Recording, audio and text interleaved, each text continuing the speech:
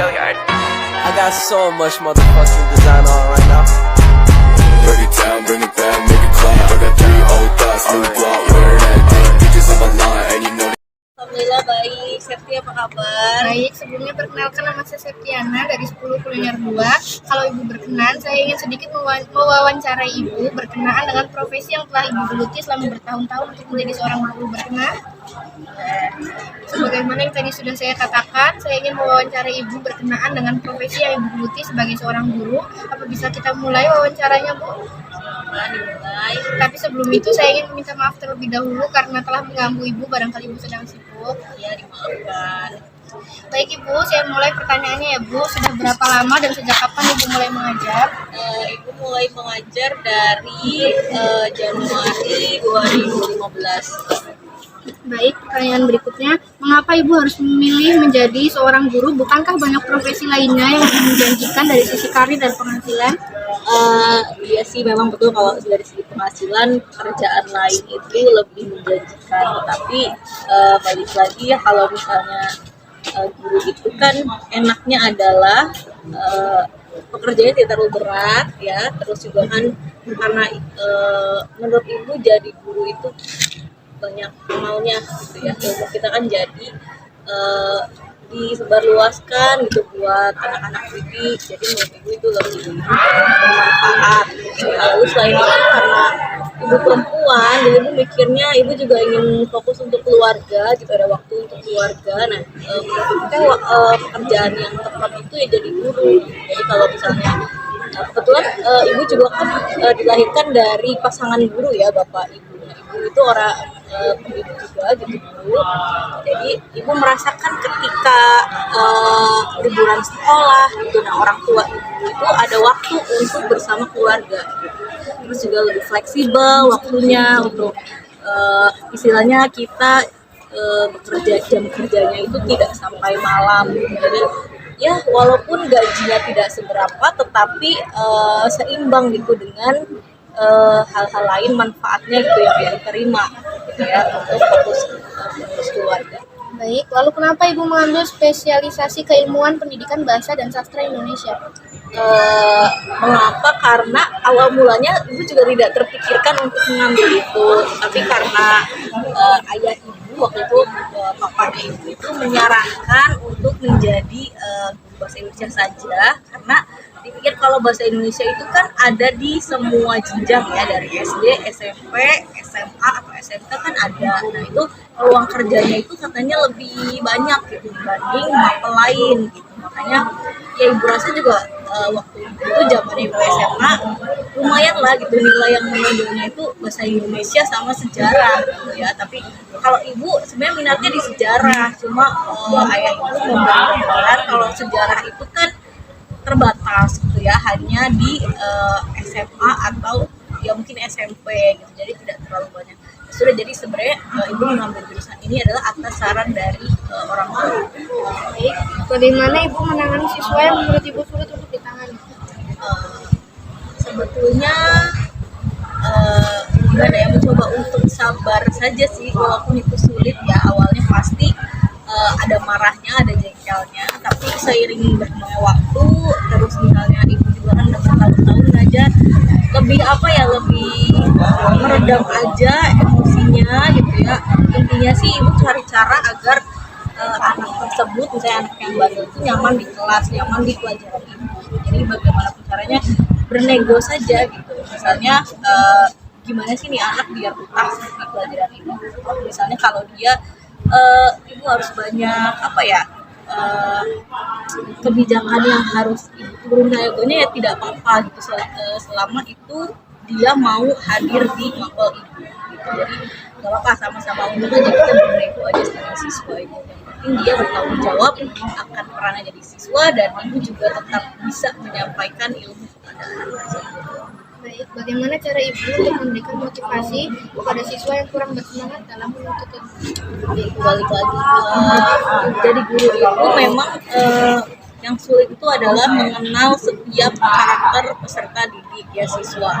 Jadi itu harus kita kenali semuanya gitu ya per anak. Jadi per siswa itu kita harus tahu anak ini lebihnya di mana, terus tidak bisanya di mana. Nah itu gimana caranya kita itu menggali minat anak tersebut, gimana sih biar betah di kelas lagi gitu ya. Terus misalnya anak tersebut walaupun sudah kita usahakan belajar gitu, kita usaha motivasi tapi tidak ada motivasi dari tersebut, ya sudah gitu, itu tidak terlalu pikir panjang lagi gitu ya, terserah anak tersebut karena masing-masingnya kalian sudah dewasa juga gitu ya. Bisa itu sih paling membuat situasi kelas lebih nyaman saja untuk memberikan motivasi belajar. Selama ibu mengajar, apakah ada kendala yang sulit untuk ibu atasi? Situasi sulit pastinya sih banyak gitu ya, ada baik itu misalnya dari administrasi gitu ya, karena kurikulum itu kan berubah terus ya, bisa jadi per tahun, per bulan atau per apapun gitu ya, dari pusatnya berarti kita juga jadi guru itu harus terus belajar, jadi jangan sampai berhenti stuck di ilmu istilahnya ilmu yang mungkin pelajari satu kuliah saja. Jadi sama sebenarnya guru itu seperti siswa juga harus belajar tiap harinya gitu ya. Nah paling itu harus terus belajar, sama kalau menghadapi anak yang misalnya sudah kita motivasi tetapi misalnya anak tersebut entah karena keadaan atau emang benar males anaknya tetap begitu-begitu saja gitu, stuck di situ saja. Nah itu lumayan sih agak PR juga ya, jadi dimanapun harus bisa nggak tahu deh cuek apa gimana ibu bingung ya, tinggal sudah mengusahakan dengan maksimal. Bagaimana tanggapan ibu ketika melihat anak-anak yang putus sekolah? Apakah ada solusi untuk mengurangi banyaknya angka putus sekolah yang semakin merajalela khususnya di tempat kita di Cirebon? Ya sedih sih sebetulnya kalau misalnya sekolah itu kan wajib ya, sampai paling tidak usia kalian SMA, SMK itu kan wajib. Sedih anak tersebut harus putus sekolah, tapi maksudnya begini, walaupun misal karena keadaan dia harus tidak bersekolah, sebetulnya ada kan paket-paket lain, paket C gitu ya, dia ambil paket C, jadi belajarnya tuh tidak harus di sekolah, tapi kalau paket C itu kan lebih fleksibel, tapi anak tersebut mungkin harus tetap mendapat pendidikan gitu, yang layak gitu. Jadi jangan sampai dia tertinggal dari teman-teman seusianya gitu aja sih, harus tetap belajar walaupun misal keadaan membuat dia tidak bisa bersekolah di sekolah lagi. Apa dan bagaimana harapan ibu mengenai pendidikan di Indonesia ke depannya? Menurut ibu pendidikan di Indonesia memang susah gampang ya, tapi pokoknya harapan ibu sih inginnya pemerintah itu lebih bisa mendistribusikan fasilitas dan lain itu merata gitu ya, termasuk informasi juga. Jadi kalau ada misal pergantian kurikulum atau yang lainnya itu informasinya itu harus segera diinformasikan itu ke sekolah-sekolah. Jadi entah itu diadakan seperti pelatihan atau apa gitu. Jadi jangan sampai ada sekolah-sekolah yang tertinggal informasinya. Ini aja sih, diperbaiki lagi fasilitas dan juga komunikasinya kepada sekolah-sekolah. Pola mengajar seperti apa yang ingin ibu terapkan dan apakah sudah bisa diterapkan dengan baik sesuai yang diharapkan? Belum sih, ibu itu pengennya siswa menerapkan pembelajaran positif ya kepada seluruh kelas itu, kepada siswa. Tapi dalam praktiknya memang agak sulit karena kadang kalau misalnya kita kan nggak tahu siswa pada hari seperti apa, kadang ketika diajak aktif siswa itu misalnya males-malesan kayak aku mager bu ini gitu, jadi mau aktif bagaimana gitu, jadi memang ya agak sulit untuk menemukan pembelajaran tapi ibu pengen sekali gitu ya sebenarnya, tapi sampai saat ini belum bisa tercapai karena kelas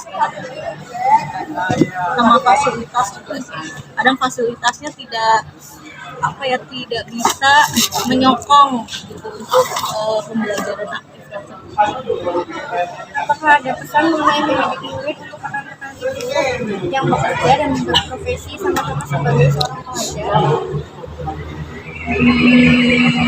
Ada sih paling kalau misalnya para pengajar yang mungkin masih ada yang menggunakan kekerasan atau kekerasan fisik atau verbal gitu ya, sebaiknya dihilangkan gitu ya, karena bagaimanapun yang penting tugas guru itu mau menyampaikan ilmu, lalu juga ya bersyukur sih, alhamdulillah semoga anak itu berubah menjadi baik gitu ya. Jangan sampai kita yang guru itu mencontohkan yang orang baik. Jadi beberapa guru yang masih kekerasan itu melakukan usaha gitu ya. Baik Ibu, cukup wawancaranya. Terima kasih atas waktu yang telah Ibu luangkan. Jawabannya sangat bermanfaat. Tidak mengganggu waktu Ibu. Sama. Bring it down,